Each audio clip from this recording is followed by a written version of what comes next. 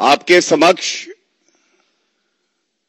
आज जिस बिंदु पे हम लोग प्रेस वार्ता करने आए हैं, कल भी एक अहम मुद्दा उठाया गया।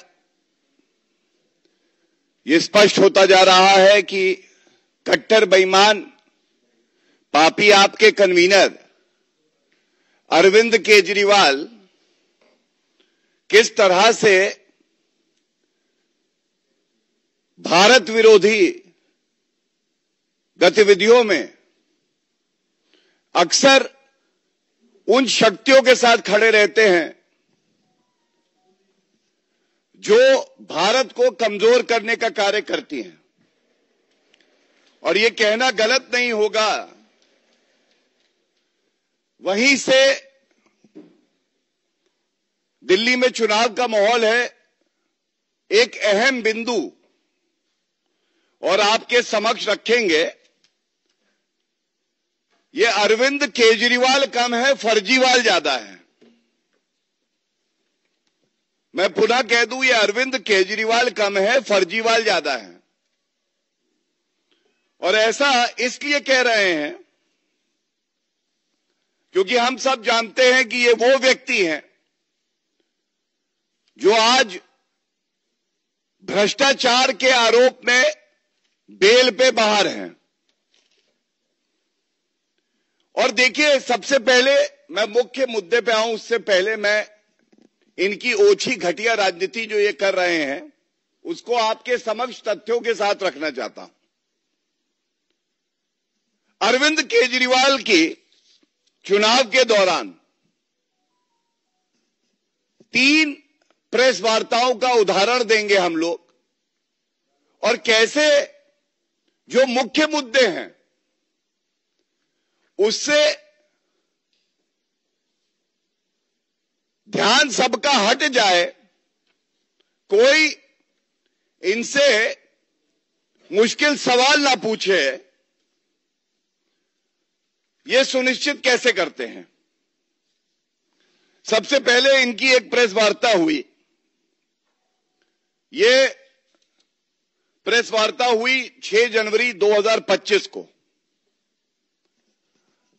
हम सब जानते हैं कि भ्रष्टाचार के आरोप में अरविंद केजरीवाल, मनीष सिसोदिया पूर्व मुख्यमंत्री दिल्ली, संजय सिंह, सत्येंद्र जैन, ये तमाम वो वरिष्ठ नेता जो रहे हैं इनकी पार्टी के, ये सब भ्रष्टाचार के आरोप में बाहर आए। भारतीय जनता पार्टी सकारात्मक जनता के मुद्दे उठा रही थी। वो पूछ रही थी, अरविंद केजरीवाल जी ये बताइए, जो आपके वादे थे उन वादों पे आपका रिपोर्ट कार्ड क्या है। उत्तर, खुद इन्होंने स्वीकारा कि 3 वादे, यमुना को साफ करूंगा, मैं नहीं कर पाया, sorry, I am very sorry. दूसरा मुद्दा, इन्होंने कहा रोड को हम यूरोप की तरह बना देंगे, इन्होंने कहा आई एम सॉरी, मैं नहीं कर पाया। तीसरा, इन्होंने कहा हर घर में नल में जल आएगा और वो पीने लायक होगा। तमाम चैनल मैं आप लोगों का आभार व्यक्त करूंगा, दिखा रहे हैं किस तरह से नीले पानी का, लाल पानी का, काले पानी का जल आ रहा है। अगर अरविंद केजरीवाल जी खुद पी लें तो बीमार पड़ जाएं। उन्होंने स्वीकारा मैं नहीं कर पाया। लेकिन अब हमने पूछा, आपने कहा 20 कॉलेज बनाएंगे, वो 20 कॉलेज की सूची बता दो, नहीं बताई। घोटाला जरूर कर दिया। हमने कहा, आपने कहा 20 अस्पताल बड़े बनाएंगे, उसके बारे में बता दो, नहीं बताया। लोगों ने कहा 15 लाख सीसीटीवी, नहीं बता रहे। ऐसे तमाम वादे हैं, लेकिन ध्यान कैसे भटकाते हैं ये देखिए। 6 तारीख को इनकी प्रेस वार्ता और उसके बाद इनका एक्स पे पोस्ट, मुद्दा ध्यान भटकाने का कह रहे हैं। मैंने कुछ दिन पहले बोला था कि दिल्ली सीएम आतिशी जी को गिरफ्तार किया जाएगा और आपके कुछ नेताओं पर रेड होगी। विश्वस्त सूत्रों के मुताबिक मनीष सिसोदिया जी के घर अगले कुछ दिनों में सीबीआई रेड होगी। ये पहला मुद्दा, भटकाने का काम किया। आज पूछा जाएगा भाई, आज 15 तारीख है, 10 दिन हो गए, क्या हुआ है? देखा आपने इनकी राजनीति। अब दूसरा आइए, जिस पे मैं आज बड़ी प्रमुखता से कुछ सवाल करूंगा और उम्मीद करूंगा जो अरविंद केजरीवाल घबरा जाते हैं, जनता के उत्तर देने में सक्षम नहीं है, जिनकी पुरानी राजनीति आप याद करिए, भ्रष्टाचार को समाप्त कर दूंगा, भ्रष्टाचार का पर्याय बन गए, वीवीआईपी कल्चर खत्म कर दूंगा, तो अपने लिए शीश महल बना लिया। जिनकी टोपी मैं हूं आम आदमी गायब हो गई, मफलर गायब हो गया, वैगन आर गायब हो गई। उनसे मैं पूछना चाहता हूं, ये इनका दूसरा ध्यान भटकाऊ प्रेस कॉन्फ्रेंस, अगर इसका नाम दिया जाए, ध्यान भटकाऊ प्रेस कॉन्फ्रेंस, जो जनता के मुद्दे हैं उस पर कभी चर्चा ही ना हो पाए। ये 11 तारीख को इन्होंने एक और प्रेस वार्ता करके कहा, और ये बड़े ध्यान से सुनिएगा, इन्होंने कहा रमेश बिधूड़ी भारतीय जनता पार्टी के मुख्यमंत्री का चेहरा भाजपा घोषित करने जा रही है। यह ऐलान हो जाएगा जल्दी। बस मुझे अपने विश्वस्त सूत्रों से जानकारी हुई है। तो पहले तो मैं ये कहूंगा, अरविंद केजरीवाल जी, जाने अनजाने में आप भी वही बोल बैठे। ये बात तो तय है, गारंटी है, 100% है कि भारतीय जनता पार्टी की सरकार पूर्ण बहुमत से दिल्ली में बनेगी। दूसरी बात तय है, गारंटी है 100%, अरविंद केजरीवाल अपनी नई दिल्ली की सीट हार रहे हैं, इसीलिए छटपटा रहे हैं, इसीलिए घबरा रहे हैं। और दिल्ली का सीएम भारतीय जनता पार्टी का एक प्रणाली है, हम ऐसा चेहरा देंगे जो मजबूती से कार्य करेगा, दिल्ली को आगे बढ़ाएगा, जो भ्रष्टाचारी आपकी तरह नहीं होगा, कट्टर बेईमान नहीं होगा आपकी तरह। मैं सुनिश्चित करके ये कहता हूं, अरविंद केजरीवाल, अगर आपने तय कर लिया है कि आप विपक्ष में बैठेंगे, तो आज हम सवाल दागते हैं, हम यहां बैठे, हम सवाल पूछते हैं। आप बताओ, आपका नेता प्रतिपक्ष कौन होगा? आप बताओ। और देखिए, यहां पे संकट गहरा जाता है। संकट क्यों गहराता है समझिएगा। हम सब जानते हैं, अरविंद केजरीवाल कुर्सी पे फेविकोल डाल के बैठ गए थे। जब जनता का आंदोलन हुआ, भारतीय जनता पार्टी ने प्रखरता से मुद्दा उठाया, फेविकोल ईमानदारी की गर्मी से पिघला, जेल गए अरविंद केजरीवाल, तब तक इस्तीफा नहीं दिया। जब इनको अंतरिम जमानत मिली और उसके बाद बाहर आने के बाद इन्होंने ढोंग करके मुद्दे से ध्यान भटकाने के लिए इस्तीफा तो दिया, लेकिन किस तरह से ये भूल गए कि सर्वोच्च न्यायालय ने जो बेल दी है उसमें शर्तें क्या हैं। शर्तें हैं, किसी फाइल पे ये हस्ताक्षर नहीं कर सकते। तो नेता प्रतिपक्ष तो अरविंद केजरीवाल बन नहीं सकते। अब अरविंद केजरीवाल नेता प्रतिपक्ष भी नहीं बन सकते, तो जो हमारे विश्वस्त सूत्रों ने बताया है, अरविंद केजरीवाल को सबसे ज्यादा क्या पसंद आता है? गुंडागर्दी, रिश्वतखोरी, वसूली, रंगदारी, उगाही। तो दो नाम विश्वस्त सूत्रों ने जो बताया, पहला अमानतुल्लाह खान नेता प्रतिपक्ष बनाएंगे क्योंकि हिंदुओं से नफरत है और रोहिंग्या को मदद कर रहे हैं, जिनके खिलाफ हर पार्टी को दलगत राजनीति से ऊपर उठ के एक साथ हो जाना चाहिए था।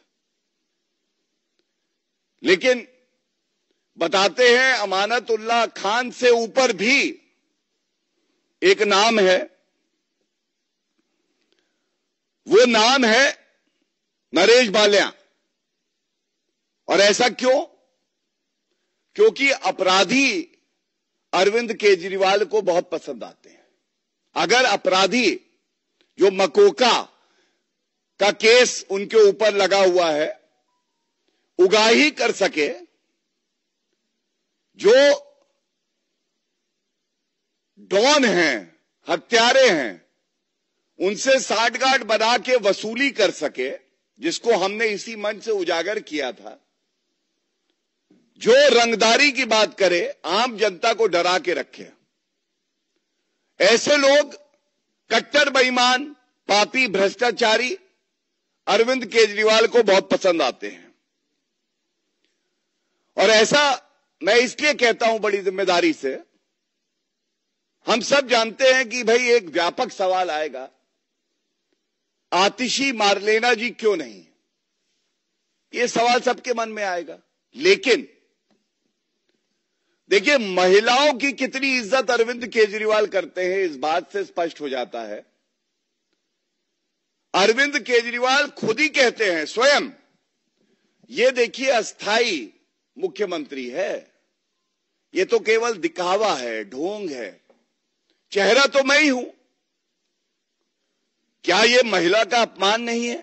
ठीक है, हमारे विरोधी दल से हैं, लेकिन मुख्यमंत्री के पद पे हैं, संवैधानिक पद है।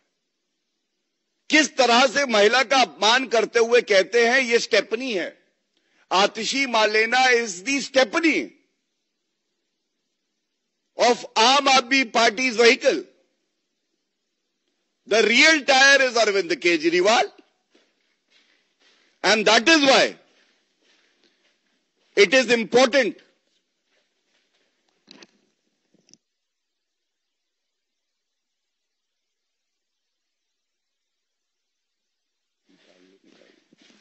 इसलिए ये आवश्यक है कि हम बताएं किस तरह से, चाहे स्वाति मालीवाल हो जिनको मुख्यमंत्री आवास पे पिटवाया गया, और चाहे आतिशी मारलेना जी हो, उनका अपमान किया गया। और इसीलिए ये बात मैं आपको बता रहा हूं। मैंने 2 उदाहरण दिए और ये दूसरा वाला बड़ी प्रमुखता से उठाया, और तीसरा एक और बेतुकी बात करी। ये बात है 14 तारीख को इन्होंने एक और बात करी। इन्होंने कहा भारतीय जनता पार्टी सोने की चेन बंटवा रही है, विश्वस्त सूत्रों से पता चला है। तो मैं ये कहना चाहता हूं, भारतीय जनता पार्टी वो पार्टी है जो अपने असूलों पे चुनाव लड़ती है, विचारधारा पे चुनाव लड़ती है, अपने कार्यकर्ताओं की ताकत से चुनाव लड़ती है। ऐसा अटपटा बयान अगर अरविंद केजरीवाल देते हैं, तो अरविंद केजरीवाल जी, मैंने आपको 3 उदाहरण दिए, यह स्पष्ट हो जाता है ये केवल ध्यान भटकाने की राजनीति है, क्योंकि जो मुद्दे हैं दिल्ली चुनाव के, उस पे अरविंद केजरीवाल जी के पास कोई उत्तर नहीं है। ये जो मैंने आपके समक्ष बात रखी, इसके बाद एक बात मैं और कहना चाहूंगा। अभी जब प्रेस वार्ता में हम लोग आ रहे थे, एक बहुत ही चिंताजनक, देश विरोधी और जिस वक्तव्य से हर नागरिक को ठेस लगी है, वो वक्तव्य सामने आया। और जब मैं ये बात आपके समक्ष रखता हूं, बड़ी जिम्मेदारी से एक बात मैं कह दूं, राहुल गांधी नेता प्रतिपक्ष है। Rahul Gandhi happens to be the leader of opposition. Rahul Gandhi, like any other member of parliament, has taken oath under the Constitution to preserve and protect the integrity and sovereignty of our country. और बड़े दुख के साथ एक बात कहता हूं, राहुल गांधी का स्टेटमेंट अभी सामने आया है। मैं पहले राहुल गांधी का जो वक्तव्य है उसको कोट करते हुए, जिससे कि कोई ये ना कह सके कि शब्द इधर उधर हो गए, उनकी मंशा कुछ और रही होगी। और उसके बाद हमारे राष्ट्रीय अध्यक्ष जी ने किसी जिम्मेदार नागरिक की तरह एक एक्स पे पोस्ट डाली है, उसके आपके समक्ष रखना चाहूंगा। Rahul Gandhi says, and I quote, "We are now fighting not just the BJP, the RSS, but the Indian state itself." Bharat से लड़ रहे हैं। राहुल गांधी जी नेता प्रतिपक्ष भारत के हैं। संविधान जिसकी शपथ ली है वो भारत का है, और नेता प्रतिपक्ष भारत का कहता है कि हम भारत स्टेट से लड़ रहे हैं। राष्ट्रीय अध्यक्ष जी ने जो कहा है ये हर नागरिक के दिल की बात है। And I am quoting now, "Hidden no more. Congress's ugly truth now stands exposed by their own leader. I compliment is hashtagged Mr. Rahul Gandhi for saying clearly what the nation knows, that he is fighting the Indian state. It is not a secret that Mr. Gandhi and his ecosystem have close links with urban Naxals and the deep state who want to defame, demean and discredit India. His repeated actions have also strengthened this belief.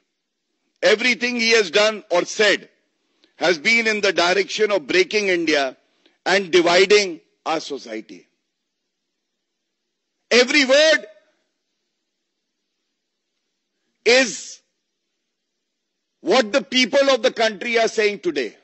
It is resonating with the feeling of the nation. Nation that is aggrieved, that is hurt, that feels let down by an irresponsible leader of opposition in Rahul Gandhi. And I can very responsibly say, India, Bharat deserves a more responsible, a more faithful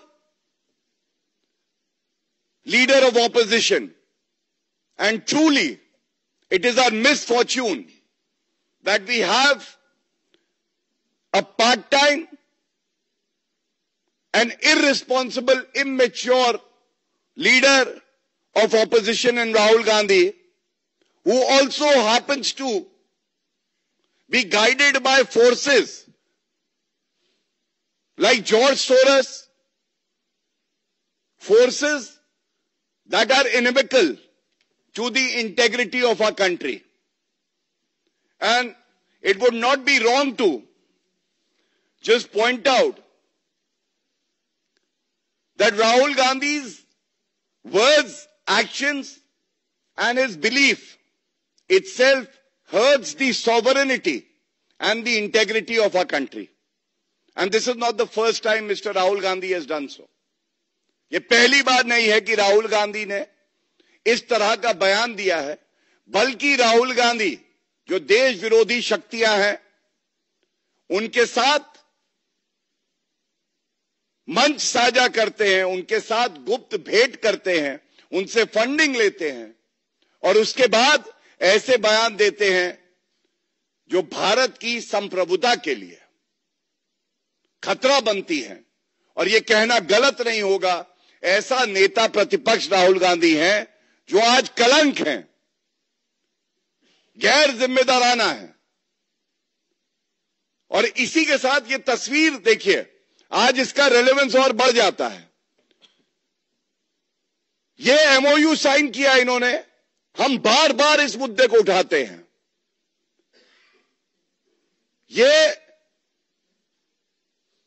ऐसे देश के साथ party to party एक MOU sign हुआ, आज तक नहीं बताया गया है कि इस एमओयू में क्या लिखा है। ये एक और तस्वीर देश कहता है। ये गांधी और सोरोस एक हैं। आप बयान देते हैं राहुल गांधी, वो देश के खिलाफ देते हैं। और इसीलिए हमारे राष्ट्रीय अध्यक्ष जी ने जो बात कही है, मैं समझता हूं कि वो हर नागरिक के जो मन की बात है उसको दर्शाती है। ये सवाल पूछा जाएगा कि आप इस तरह के वक्तव्य क्यों देते हैं, क्यों आप कहते हैं the fight is against the Indian state itself. ये बहुत ही चिंताजनक बात है। साथियों, एक और बहुत गंभीर मुद्दा, अराजक आपदा पार्टी के काली करतूतों और पापों की किताब में एक नया अध्याय। जब स्वाति मालीवाल के साथ बदतमीजी हुई थी, बदतहजीबी हुई थी, कई लोग, आप लोग आश्चर्यचकित थे, पर मैं नहीं थी, क्योंकि मुझे मालूम है ये पार्टी कितना निरादर और अपमान करती आई है महिलाओं का। आपने देखा नरेला के शरद चौहान ने क्या किया सोनी के मामले में, और किस तरह से उस सोनी को खुदकुशी करनी पड़ी। लेकिन साथियों, एक नई सूचना है और आपके सामने में रख रही हूं। हरिजन बस्ती R2 द्वारका वेस्ट में रहने वाली मीना वर्मा ने ये FIR लगाने की कोशिश की, FIR लिखी गई, और आप यकीन नहीं करेंगे कि महाबल मिश्रा के बेटे विनय मिश्रा ने एक दलित महिला के साथ ना सिर्फ बदतमीजी की, गंदी गंदी गालियां बकी, बल्कि उसको मारने की धमकी दी। इस पे उन पर चार्ज भी लग रहा है और FIR की कॉपी मैं आपके सामने रखूंगी। इस मामले की सुनवाई हुई, आज फिर से राउज एवेन्यू में वो गई और उनके साथ विटनेस भी है। साथियों, विनय मिश्रा ने इस दलित महिला से पहले पैसे लिए कि मैं MCD में आपको टिकट दिलवाऊंगा, और जब उसको टिकट नहीं दिया और उसने पैसे मांगे, तब 10-15 लोगों के साथ उसको घेरा। वो मोटरसाइकिल पर अपने बेटे के साथ थी और इस दलित महिला के साथ बदतमीजी की और जान से मारने की धमकी दी। वो आज पहुंची राउज एवेन्यू और बाकायदा विटनेसेस के साथ पहुंची और उसने बताया ये मामला दर्ज हो गया है, और जैसे कि सोनी है, स्वाति मालीवाल है, एक लंबी लिस्ट है, संदीप कुमार है, वैसे ही एक और अध्याय बदतमीजी का, बदतहजीबी का, दुर्व्यवहार का विनय मिश्रा द्वारा एक दलित महिला के खिलाफ एक और मामला दर्ज हुआ है। ये बहुत ही आज के दौर में ये बहुत ही एक संगीन मामला है और ये दिखाता है कितनी महिला विरोधी और दलित विरोधी ये पार्टी है। और इस पार्टी में विभव जैसे लोग पनपते हैं, चाहे वो MLA हो या पार्षद हो। जिस तरह से उन्होंने दुर्व्यवहार एक दलित महिला के साथ किया है, मुझे लगता है इस मुद्दे को उठाना चाहिए और इसके लिए जो न्याय की वो हुंकार भर रही है वो औरत, उसका साथ हम सबको देना चाहिए। लेकिन भारत स्टेट से लड़ाई किसकी है? राहुल गांधी? क्या ये सोच कांग्रेस पार्टी की भी है? क्या ये सोच खड़गे जी की भी है? क्या ये सोच सोनिया गांधी जी की भी है? ये पूछना चाहती है भारत की जनता। राजनीति में आप विरोध कर सकते हैं, लेकिन ऐसा कोई भी कार्य करे जो पहला जो संविधान राहुल गांधी अपने हाथ में उठा के घूमते थे, उसको आज तक पढ़ा नहीं उन्होंने। आपने शपथ ली है, जैसा मैंने कहा, भारत की संप्रभुता को अखंड रखूंगा। एक सांसद के नाते, लीडर ऑफ ऑपोजिशन के नाते, और सबसे बड़ी बात है एक नागरिक होने के नाते। या तो राहुल गांधी ये मान गए हैं कि वो भारत के नागरिक भी नहीं है और उनको विशेष लगाव है उन शक्तियों से जो भारत को कमजोर करना चाहती हैं। और ये मैंने आपको कुछ उदाहरण दिए, मैं इसके अलावा एक और तस्वीर आपको दिखाता हूं। जब अनुच्छेद 370 का संशोधन हुआ, यूनाइटेड नेशन सिक्योरिटी काउंसिल में जो देश हमसे शत्रुता का भाव रखते हैं, उन्होंने एक रेजोल्यूशन मूव किया। उस डोजियर पे किसका वक्तव्य था? उस डोजियर पे राहुल गांधी का वक्तव्य था। आप सोचिए, ये हमें शर्मसार कर देता है कि हमारा नेता और उसका वक्तव्य एक शत्रु देश इस्तेमाल करता है भारत को कमजोर करने के लिए। और ये बांटने की जो उनकी सोच रही है, ये बहुत पुरानी है। एक ट्वीट उनका और है, भारत को वो खंडित करना चाहते हैं। वो हमेशा कहते हैं India that is Bharat is the union of states, the idea of one nation one election is an attack on the union and all it's states. मतलब उनको आज तक ये नहीं समझ में आया कि जो भारत की संप्रभुता है, the sovereignty of India is what keeps everyone together, every citizen, irrespective of the region that the person hails from.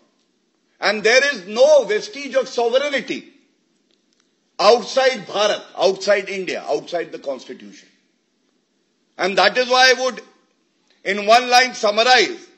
It seems George Soros has instructed Rahul Gandhi, and that is why he is hell-bent on destroying the idea, the spirit and the sovereignty of our country, India and Bharat.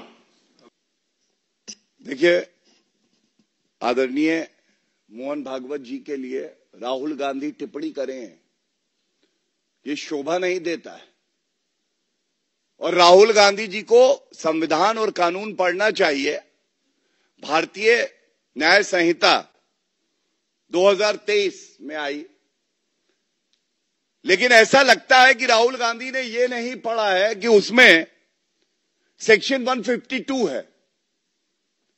अपराधी कोई है तो वो राहुल गांधी है, क्योंकि section 152 कहता है act endangering sovereignty, unity and integrity of India.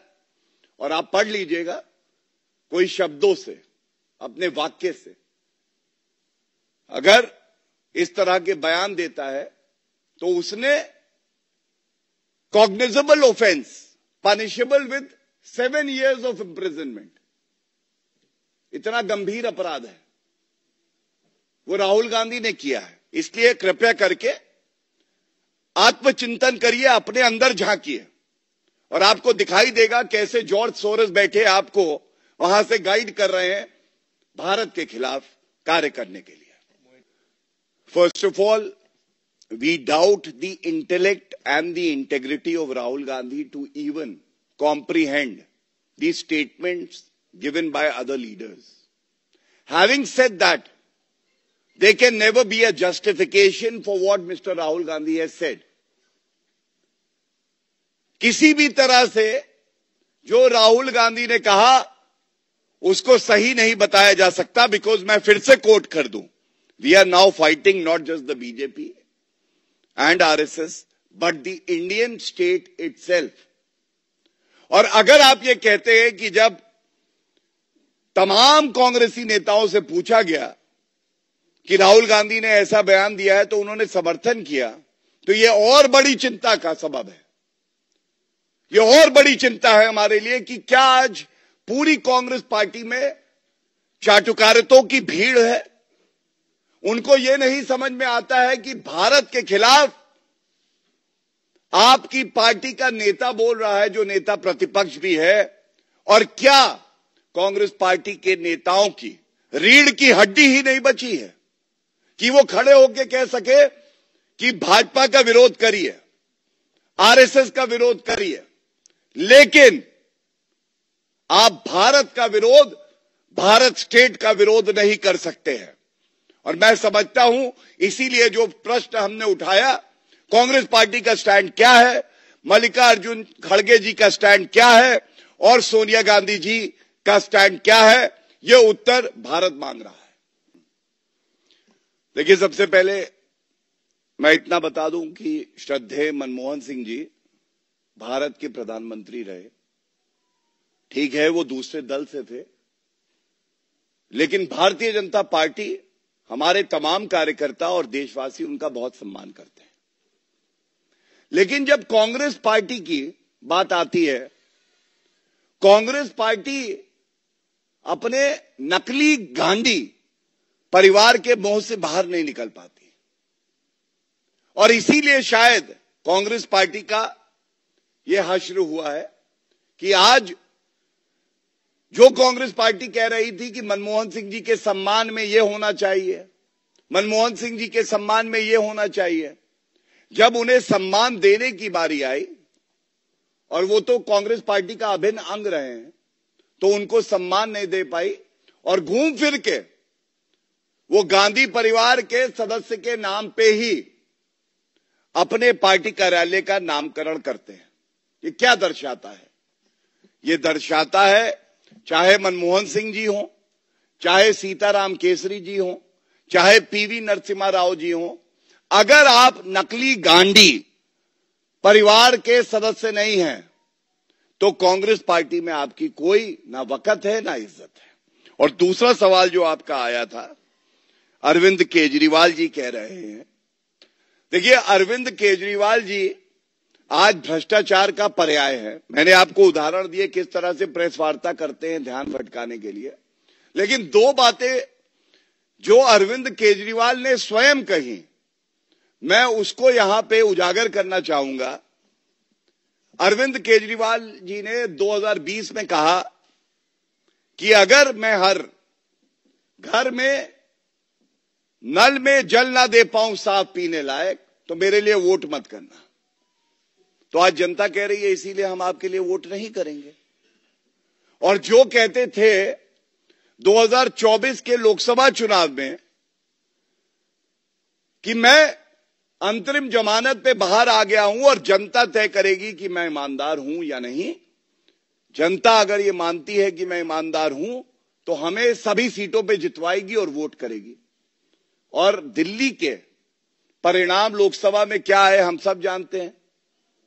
पापी आप और भ्रष्टाचारी कांग्रेस मिले, 7 सीटें हार गए। मतलब जनता ने यह स्पष्ट कर दिया कि आप कट्टर बेईमान हैं। तो इसलिए अरविंद केजरीवाल को तो जनता की सुननी चाहिए, और जो जांच एजेंसियां होती हैं वो अपना कार्य करती हैं, बड़ी निष्पक्षता से करती हैं और आगे भी करती आएंगी।